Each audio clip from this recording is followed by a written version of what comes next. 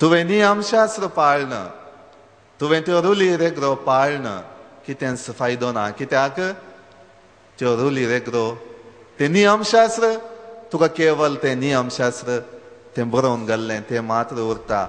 तुज्या काळजांत तुज्या जिवितांत कितेंच बदलावण हाडिना. तुज्या जिवितांत कितेंच बरेंपण जायना. पूण तें बरेंपण जायनातलें हेरांक तूं दाखयनाय. कित्याक तुजे भितरलें जिवीत कोणाकच कळीत ना. आमच्या जिवितांत तशेंच आमी करयेत.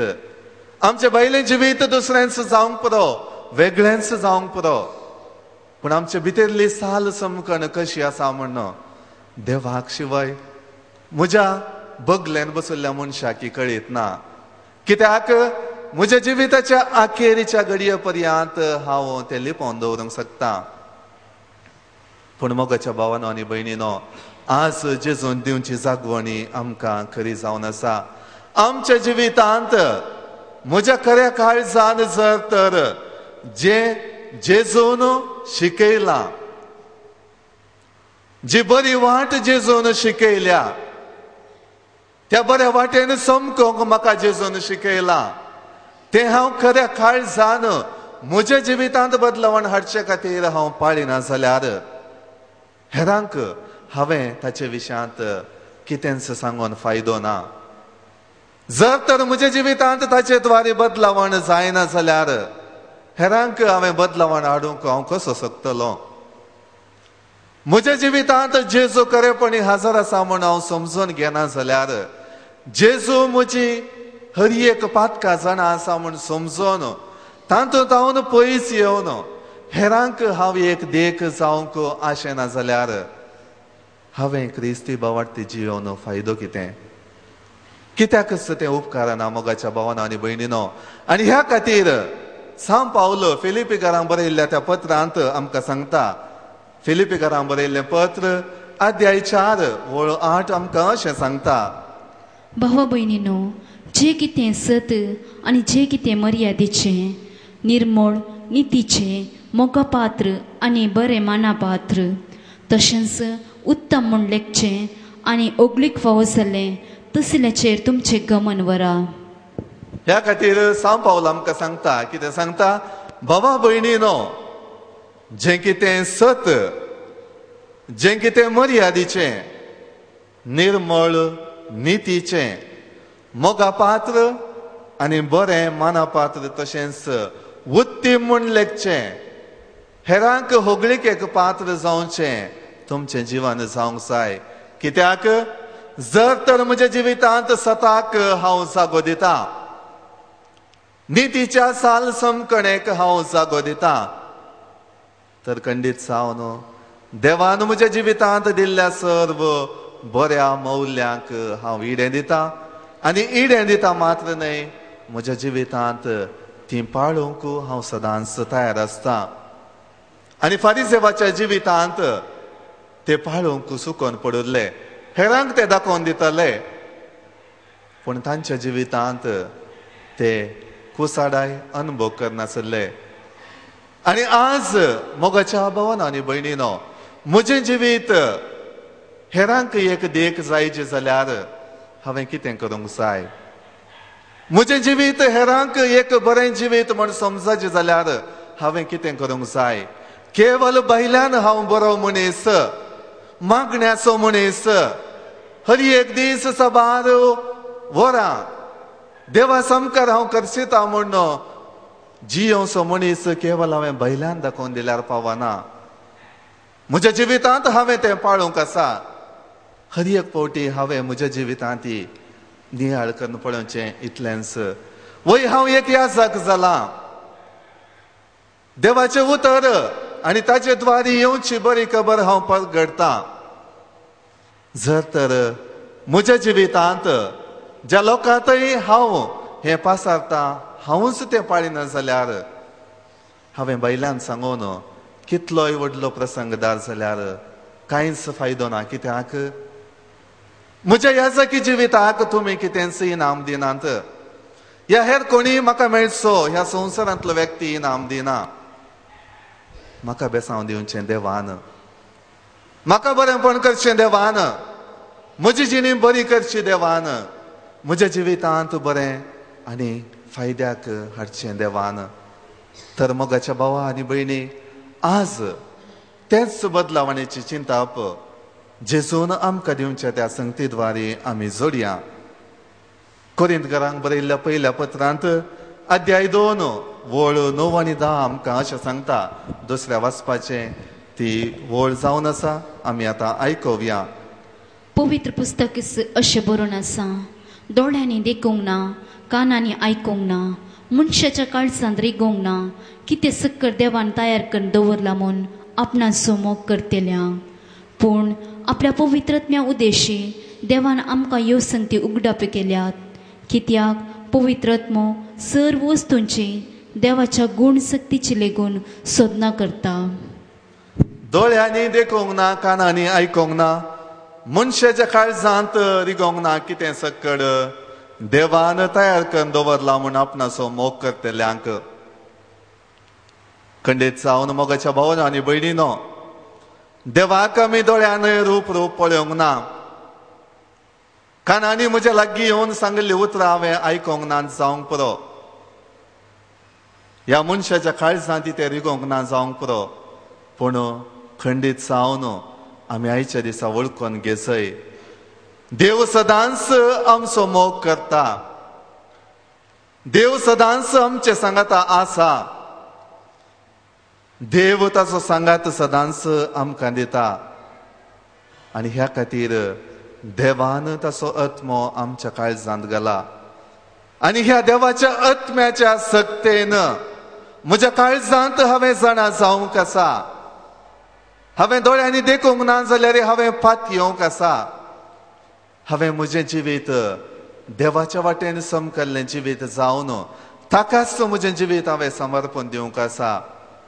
आनी त्या दळा म्हाका देवान ह्या द्वारी बसयल्लें इनाम खंडीत जावन फावो जातलें म्हूण देवान बसयल्ल्या त्या आत्म्या द्वारी हांवें जाणा जावंक आसा. ह्या खातीर मोगाच्या भावा आनी भयणी, आमच्या काळजांत सदांच तो देवाचो आत्मो राज करता. तर आमी आमच्या जिवितांत भायल्यान हेरांक दिसचें एक जिवीत, भितरल्यान म्हाका जाय जाल्लें एक जिवीत जियोंक नजो. जर तर खरेपणी हांव क्रिस्ती जिणी हेरांक मानवल्ली जिणी ह्या संवसारांत जियोंक आशेता जाल्यार म्हज्या आत्म्याची कामां, म्हज्या अंतस्करणाची कामां आनी म्हज्या कुडीची कामां एकामेकाक ताळ पडोवंक आसात. कित्याक ही कूड देवान रचल्ली, जें कितें म्हज्या जिवितांत म्हज्या कुडींत आसा तें सर्व देवाचें. देवान तें पवित्र केलां आनी त्या द्वारे म्हजें जिवीत ताका मानवाल्लें जिवीत जावन जिवंक आसा. आनी जर तर ताका मानवाल्लें जिवीत जावन हांवें जियेचें जाल्यार म्हाका ताणें दिल्लीं मौल्यां, म्हाका ताणें दिल्ली रुली रेग्रो त्यो मात्र गरजेच्यो न्हय. म्हाका म्हजे सांगाता आसले हरी एक मनीस गरजेचे, म्हाका म्हजे सांगाता आसली हरी एक देवाची रचना गरजेची आनी ताका मान आनी गौरव दिवचें गरजेचें जावन आसा. देवान म्हज्या जिवितांत एक मिसांव दिलां आनी तें मिसांव हांवें संपूर्ण करूंक आसा. आनी जर तर तें मिसांव हांवें संपूर्ण करीचें जाल्यार म्हज्या जिवितांत दवरलो उद्देश हांवें पाळूंक आसा. आनी जर तर म्हज्या जिवितांत दवरलो उद्देश पाळूंक, तो आपणावंक, तो जारी करूंक हांव आशेतां जाल्यार देवाचो सांगात हांवें आपणावंक आसा. ताची मौल्यां, ताणें दाखयल्ली ती बरी वाट, बरी साल हांवें समकोवंक आसा. आनी ह्या खातीर इसाया प्रवादी आमकां सांगता, इसाया प्रवादीचो ग्रंथ अध्याय 30 वळ 20 आनी 1 आमकां अशें सांगता. जावं तूं उजव्यान वेताना, जावं तूं दाव्यान वेताना, तुजे फाटल्यान तुजे कान ही उतरां आयकतले. इस ती वाट, तिजेर सोलून वच. Praise the Lord, praise the Lord. जावं तूं उजव्यान वेताना, जावं तूं दाव्यान वेताना, तुजे कान ही उतरां आयकतले. हीच ती वाट, ही वाट तूं समकोन वच. मोगाच्या भावांनो आनी भयणीनो, ही उतरां आमी केदळ आयकता. जेन्ना म्हज्या जिवितांत खरेपणी देव हजर आसा, जेन्ना हांव म्हज्या जिवितांत खरेपणी देवाचेर पात येवन म्हजी जिणी ताका समर्पण दिवन म्हज्या अंतस्करणांत ताणें सांगल्ली ती उतरां हांव पाळन म्हज्या बैल्या जिवितांत हांव जियेतां, त्या दळखंडीत जावन ही उतरां आमी आयकतल्या. आनी ही उतरां आयकतल्या मात्र न्हय, आमचें जिवीत देवाच्या मोगान बरयल्लें जिवीत जावन जियोंक आमी सदांच तयार जातल्या. आमी सगळीं जाणां आनी आमी पातयेता की देव आमचो रचणार आनी तो आमचो मोग करता आनी सदांच आमचो मोग करता म्हणून आमी पातयेता. ह्या मोगान ताणें आमकां ताच्या एकल्याच पुताक ह्या संवसारी धाडन आमकां ताची सोडवण फावो केल्या. तर आमकां मोगाच्या भावांनो आनी भयणीनो आज धर्म कितें जावन आसा, नितीची साल जियोवचें म्हळ्यार कितें म्हणल्यार आमी समजून घेवंक जाय. आज आमकां धर्म नितीची साल कितें जावन आसा हें कितेंच न्हय बगार देवाच्या मोगान, देवान म्हज्या जिवितांत दाखयल्ल्या मोगान हांवें म्हजें जिवीत जियोवचें. देवाच्या मोगाक, ताच्या पुता द्वारे दाखयल्ल्या मोगाक हांवें प्रत्युत्तर दिवचें आनी ह्या द्वारे देवाच्या मोगाक, म्हज्या मोगाक हांवें एकामेका सांगात हाडन म्हजें जिवीत जियोवचें. आनी जर तर हें हांव करतां तर खंडीत जावन म्हज्या जिवितांत हांवें आपणायल्लो तो धर्म, हांवें आपणायल्ली ती नितीची साल समकण पाळूंक आनी त्या द्वारे म्हजें जिवीत जियोवंक म्हाका साध्य जातलें. आयच्या वांजेलांत आमी आयकल्ली उतरां, जिवेशी मारी नाका, जो कोण जिवेशी मारता ताका निती सभेच्या जडतेक उबो करीचय. पूण जेजून सांगचें, हांव तुमकां सांगता, जो कोण आपल्या भावाचेर रागा रावता ताका निती सभे मुखार हाडिचय. आनी जो कोण आपल्या भावाक आरे पेद्दा म्हणटा ताका सानेद्रीन सभे मुखार हाडिचय. आनी जो कोण आपल्या भावाक आरे पिशा म्हणटा ताणें हेमकोंडाच्या उज्यांत लासजय. जिवेशी मारचें आमी आमच्या 10 उपादेसा पैकी एका उपादेसाक विरोध वेचें जावन आसा. जिवेशी मारचें केवल हातेरां घेवन मात्र न्हय, जायते फावटी आमी आमच्या जिवितांत आमच्या उतरां द्वारे हेरांक जिवेशी मारता. हेरांक आमी अपमान करता. हेरांनी केदींच वयर येवंक नजो, हेरांनी केदींच बरें जावंक नजो म्हूण आमी आमच्या उतरांनीच तांकां सकयल घालता. जावंक परत तांच्या मुखार आमी बऱ्या रितीन उलोवन तांच्या फाटल्यान आमी सबार वायट संगती तांचे विरोध उलोवच्यो जावन आसा. जावंक परत थोड्या फावटी आमी तांच्या मुखार जशें मोव गोड आसा तशेंच त्या गोडसाणेन आमी तांच्या मुखार बरीं बरीं उतरां उलोवन तांच्या फाटल्यान नाका जाल्लें आमी तांचे विरोध उलोवंक येपरो. आनी हें सर्व आमी त्या मनशाक, त्या व्यक्तीक जिवेशी मारचें जावन आसा आनी तें उतरांनी आमी करता. आज आमकां देव जेसू कितें सांगता, तुज्या उतरां द्वारे हेरांक बरेंपण जावं दी. तुज्या उतरां द्वारे हेरांक तूं बरें आशे. तुज्या उतरां द्वारे हेरां थंय बरो संबंद तूं रस. आनी हेंच फारिजेव आनी शास्त्रांत रावन जेजून आशेल्लें, केवल तुमी नियम शास्त्र पाळल्यार पावना, त्यो रुली रेग्रो हेरांक शिकयल्यार पावना. तुमच्या जिवितांत पाळचे द्वारे लोकां संगी बरो संबंद आसा करा. लोकां संगी माया मोगान तुमी चला.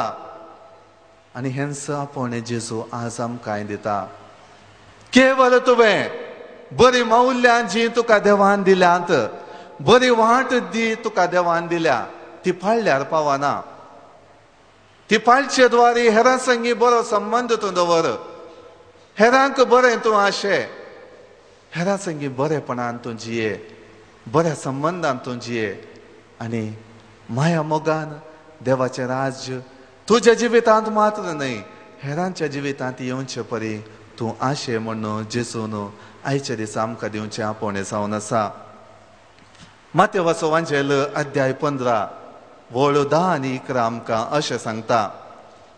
उपरांत लोक्या जम्यान आपल्या सरशी आपोवन तो सांगी लागलो, आयका आनी समजून घेया. तोंडा भितर वेता ते मनशाक मेळयना, बगार तोंडांतल्यान भायर वेता ते मनशाक मेळयता. आयका आनी समजून घेया. तोंडा भितर वेता ते मनशाक मेळयना, बगार तोंडांतल्यान भायर सरता तें उतर हेरांक आनी तुकाच मेळयता. कित्याक मोगाच्या भावांनो आनी भयणीनो, तें उतर आमच्या काळजांत तावन येवचें जावन आसा. जर तर तें उतर म्हज्या काळजांत तावन हेरांतय हांव उसारता, त्या उतराद्वारे हेरांक वायट हांव आशेता, तर खंडीत जावन म्हज्या जिविताक बादाक हाडटा मात्र न्हय, हेरांचो संबंद तुटोवंक तें कारण जाता.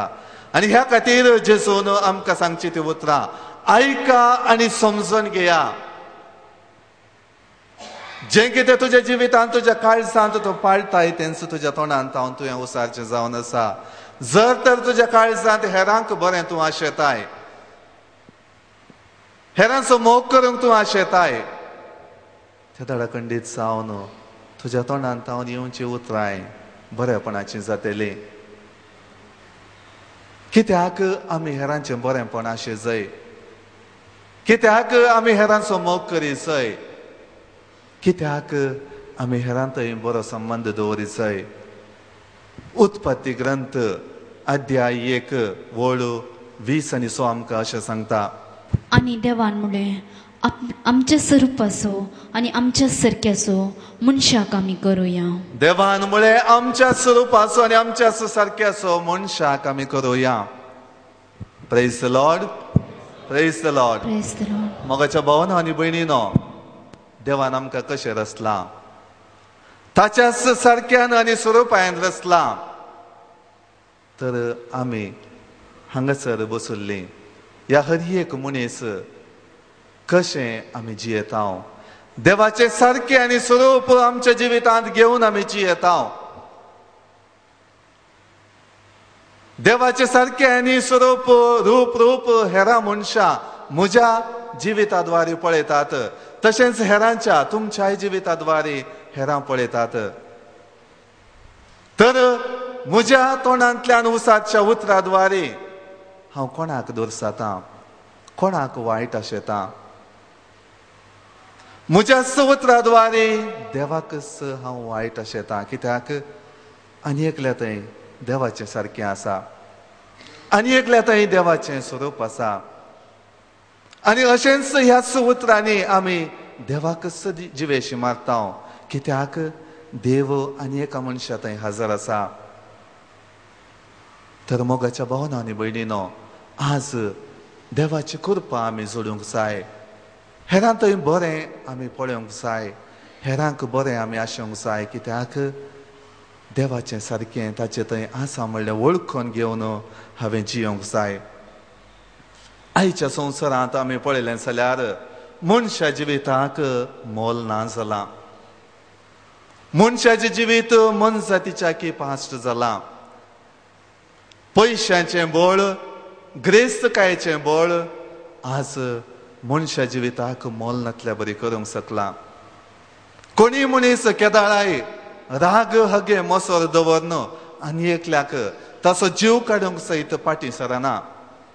फाटल्या दिसांनी आमी जायतीं गणितां आयकल्यांत, कित्याक ताच्या जिवितांत आनी एकल्याच्या जिवितांत ताचो जीव काडूंक गेल्ल्या त्या मनशाच्या जिवितांत देवाचें सारकें, देवाचें स्वरूप पळोवंक ती विसरून पडल्यांत. मोगाच्या भावांनो आनी भयणीनो, आज आमी देवा तावन ही कृपा मागया, आमचें जिवीत देवाच्या मोगान बरयल्लें जिवीत तें जावं दी, देवाच्या कृपेन बरयल्लें जिवीत तें जावं दी.